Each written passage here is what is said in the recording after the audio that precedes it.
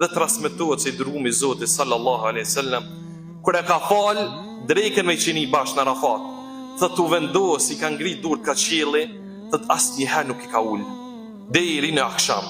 Thot kur i kanë ofruar ujin me pi, thot e ka zgjat dorën e ka pi ujin dhe dorën tjetër nuk e ka ul.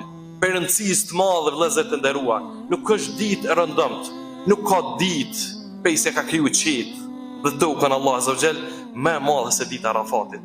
Dhe ata të cilët kanë qenë haxh e dëshmon zemra tyre se çfarë ditë e madhe ka qenë dhe është.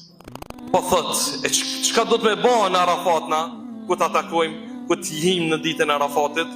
Ka thënë pejgamberi i Zotit, ai i cili agjëron ditën e Arafatit, të shpresoj tek Zoti që i ka 2 vite falje, vitit kalum dhe vitit cili vjen, që i paraprin. Për një ditë agjërim, la ilaha illallah.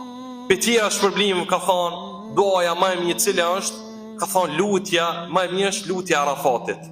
Ato të cilën e kam bërë unë dhe pejgamberi para meje. Ajo është la ilaha illallah wahdahu la sharika lah.